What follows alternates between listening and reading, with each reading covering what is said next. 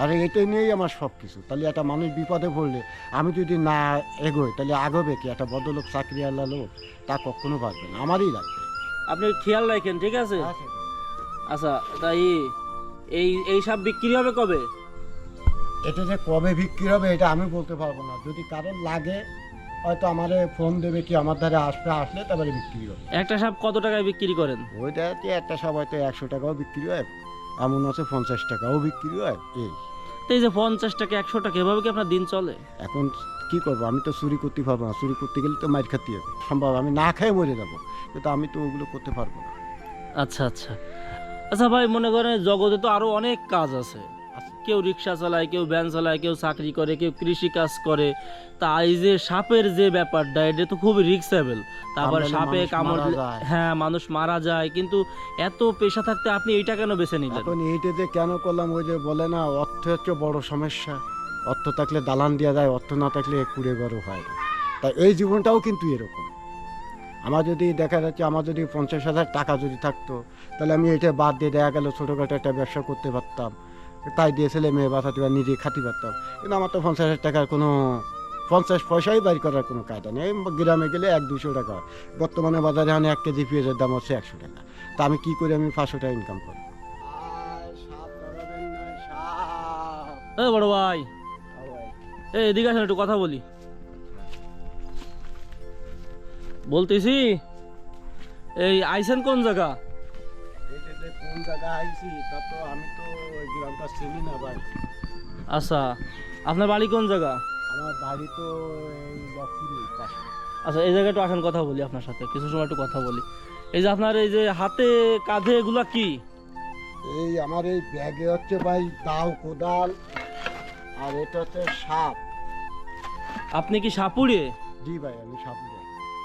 আচ্ছা, তাহলে আপনার সাথে একটু কথা বলি। আসলে আমরা মনে করেন যে মানুষের জীবন সম্পর্কে শুনি, বুঝছেন? আচ্ছা আচ্ছা।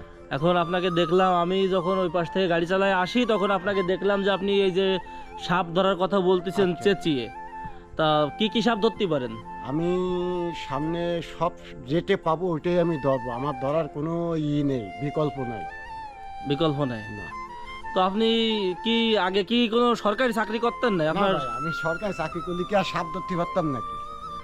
না, আপনার এই যে গেট আপ, আপনার যে বডি ল্যাঙ্গুয়েজ, এগুলো দেখলি মনে হচ্ছে যে আপনি ডিপার্টমেন্টে চাকরি করতেন। না না না না না, ও আমার ছোট থাকতে এগুলোই আমার অভ্যেস। মানে আপনি এগুলাই ছোটবেলা থেকে করেন? ছোটবেলার থেকেই করি। এই এই যে আমি যে বক্স দেখতেছি, এর মধ্যে কি সাপ আছে? হ্যাঁ ভাই আছে। সাপ আছে? হ্যাঁ হ্যাঁ দেখাতে পারবেন? হ্যাঁ, নগদ। আচ্ছা, তা আমি একটু বলি, আপনি কত বছর বয়স থেকে সাপের জগতে? আমি এই ব্যবসাটা, সাপ ধরাটা ধরেন আপনারা 20-22 বছর বয়স থেকে, আমার বয়সের থেকে আমি এই জগতে আমি আর কি সাপ ধরা শিখেছি। আপনার বয়স কত এখন? বয়স হিসেব করতে গেলে আমি তো লেখাপড়া জানি না, তবে 50-এর উপরে আছে। স্বাধীনের পরে আমি আর কি, তাহলে স্বাধীন হয়েছে 50-এর উপরে। 50-এর উপরে। তো এই যে আপনার মূল কাজ কি? আপনি কি এইভাবেই, এইটাই কি আপনার পেশা? এই আমার একদম খুব ছোট থাকতেই, মানে আমার বোঝা অবস্থা থেকেই মানে আমি এই জগতে, এই ধরাই জগতে। আপনার সংসার চলে কিভাবে? এর প্রত্যেকেই চলে। এরপর থেকে? এর প্রত্যেকেই চলে। মানে এই যে গ্রামে আসলেন, একটা সাপ ধরলেন, এতে কত টাকা কি পান? ও ভাই, যদি কেউ খবর দেয় তাহলে দেখা যাচ্ছে তার বাড়ি গেলাম, পেলেও কিছু পয়সা করি দেয়, মানে 200-100 টাকা দেয়, না পাইলেও 200-100 টাকা দেয়। ওইটা চেয়ে নেওয়া লাগে না, এমনি খুশি মনে দিয়ে দেয়, কষ্ট করেছি ছেলেটাই করেছে, খাবে কি, ওই বাবদে দেয়। তো পরিবারে আছে কে কে? এক স্ত্রী আছে। শুধু আপনার স্ত্রী? হুম। সন্তান নেই? না। আচ্ছা, বাবা মা? বাবা মা মারা গেছে। কত আগে? সে আমার 13-14 বছর আগে বয়সে। আপনার 13-14 বছর বয়সে মারা গেছে? বয়সে মারা গেছে। তাহলে সে অনেক আগের কথা। বহুত আগে। কষ্টের জীবন। আপনার কষ্টের জীবন? কষ্টের জীবন। আপনারা কয় ভাই বোন? আমরা 2 ভাই। বোন নেই? না। ও, তা মা মারা গেছিল কিভাবে? মা মারা গেছে, উনি স্ট্রোক করেছিল। স্ট্রোক করিল। আর বাবা? বাবা একটা হাঁপানি রুগী ছিল, মানে রোগী ছিল। তারপরে? তারপরে সে মারা গেল, আম্মাও মারা গেল।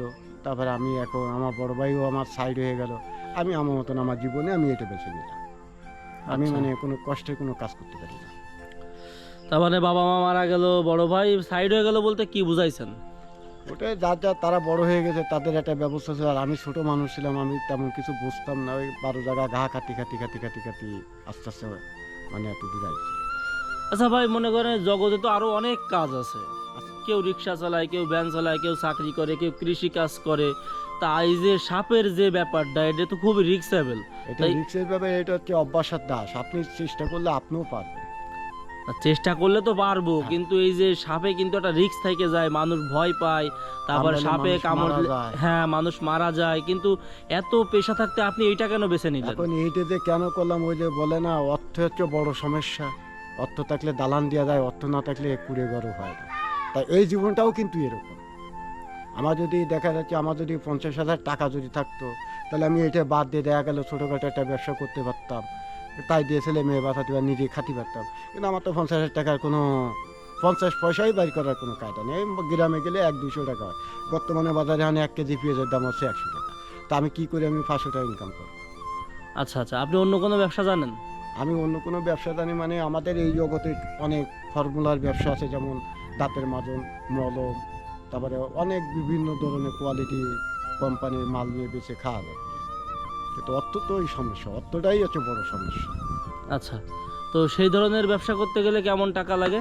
ওতে স্বাভাবিক সর্বনিম্ন দেখা গেল 1000-10 হলে ব্যবসাটা করে নেওয়া যায়, মানে একদম কোনো রকম প্যাড বাঁচানোর জন্য। 10,000 টাকা? হ্যাঁ, কোনো রকম চলার মতন। আর যদি হাই র্যাঙ্কে বড় লোকের সিস্টেম যদি যাতে যায়, তাহলে দেখা যাচ্ছে টাকার কোনো বিকল্প থাকে না। এই 10,000 টাকা ইনভেস্ট করলে আপনার কেমন টাকা ইনকাম হতে পারে দৈনিক? 10,000 টাকা ইনভেস্ট করলে দেখা যাচ্ছে আপনার ডেলি হয়তো দেখা গেল, আমি হয়তো কপাল যদি ভালো হয়, কোনো হাটে হয়তো 500 হতে পারে, কোনো মাঠে 1000ও হতে পারে, কোনো জায়গায় আবার নাও হতে পারে। এটা হচ্ছে চাহিদা মানুষের রোগের জন্য। আচ্ছা আচ্ছা, আপনার কি ইচ্ছা করে না যে এই যে সাপের যে জগৎটা, এই যে খুব ক্রিটিক্যাল একটা জগৎ, এই জগৎটা ছেড়ে দিয়ে ভালো একটা জগতে কাজ করতে? এখন ভালো জগতে হয়তো ওই একটাই প্রশ্ন, আমি তো অন্য কোনো কষ্টের কোনো কাজ করতে পারি না। আমার পেশা হচ্ছে খালি ওই গ্রামে যায় সাপ ধরা, একটু সাপটা বিক্রি করা বা ডেকে দাঁড়ে, ওই দিয়ে চলি। আর দেখা যাচ্ছে অন্য সাইডে কোনো আর কোনো কষ্টের কোনো একটা সাপ কত টাকায় বিক্রি করেন? ওই দেখা যাচ্ছে একটা সাপ হয়তো 100 টাকাও বিক্রি হয়, এমন আছে 50 টাকাও বিক্রি হয়। এই তো এই যে 50 টাকা 100 টাকা, এভাবে কি আপনার দিন চলে? এখন কি করবো, আমি তো চুরি করতে পারবো না। চুরি করতে গেলে তো মার খাতে হবে। অভাবে চললে তো, অবৈধভাবে চললে মানসিক হবে খারাপ। বয়সের দিক দিয়ে এখন তো আমার দ্বারা তা সম্ভব, আমি না খেয়ে মরে যাবো, কিন্তু আমি তো ওগুলো করতে পারবো না। আচ্ছা আচ্ছা, তো এই যে আপনাকে দেখলাম, দেখে আপনার সাথে একটু কথা বললাম, যাক ভালো লাগলো। এখন আপনি চাচ্ছেন যে একটা ছোট একটা ব্যবসা হলে আপনি সেটা করতেন, ব্যবসা হলে আমি চলতে পারবো। চলতে পারবেন। আচ্ছা, আপনারা যারা আমাদের আলামিন ডেইলির ইউটিউব চ্যানেলের যে ভিডিওগুলো দেখেন, আপনারা দেশ এবং প্রবাস থেকে মানুষের সাহায্যে এগিয়ে আসেন, তাদের উদ্দেশ্যে একটু কথা বলতে চাচ্ছি যে এই যে সাপুড়ে ভাই, আপনার নাম কি? মোহাম্মদ হাবিবুর রহমান গাজী, হাবিবুর রহমান গাজী, এবং সবাই জানে হাবিব ভাই সাপুরে। হাবিব ভাই সাপুড়ে।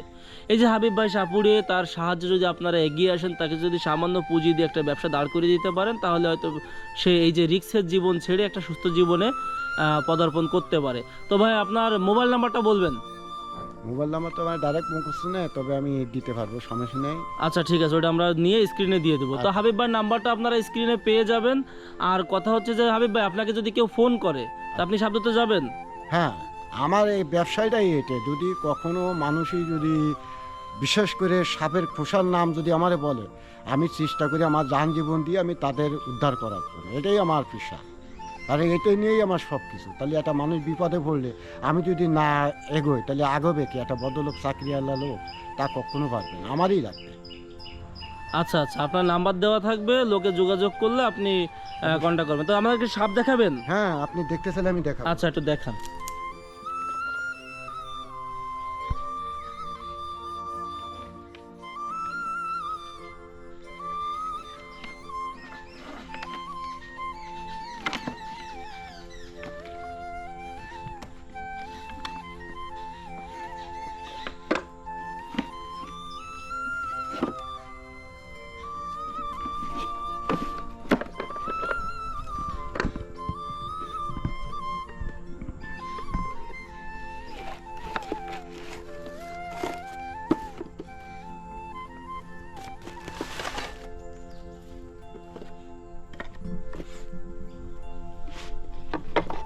হাবিব ভাই, হ্যাঁ ভাই। এটা কোথা থেকে ধরছেন? এটা ধরেছি আপনার এই পাশের থেকে, এ কত আগে ধরা? 2 দিন আগে ধরা। 2 দিন আগে। ও আচ্ছা, এই সাপ এই যে সাথে নিয়ে ঘুরতেছেন, এগুলো বিক্রি হবে না? এটা কালকে ধরা। কালকে ধরা? ও আচ্ছা আচ্ছা, আপনি খেয়াল রাখেন, ঠিক আছে? আচ্ছা, আচ্ছা, তাই এই সাপ বিক্রি হবে কবে? এটা যে কবে বিক্রি হবে এটা আমি বলতে পারবো না। যদি কারোর লাগে হয়তো আমাদের ফোন দেবে, কি আমার ধারে আসলে তারপরে বিক্রি হবে। আচ্ছা, তা আমি ভাই ঠিক আছে, তাহলে রাখেন রাখেন ভাই, চলে আসছি, ধরেন ধরেন ধরেন, ঢুকাই দেন। হাই ভাই, এগুলো কি দাঁত ভাঙা আছে? না, এগুলো এখনো দাঁত ভাঙা না ভাই। তাহলে খুবই রিস্ক আছে, ঢুকাই দেন ঢুকাই দেন। জীবনে কঠিন দিক ভাই, জীবনে তাই ভাই ঢুকান, তারপরে কথা বলি।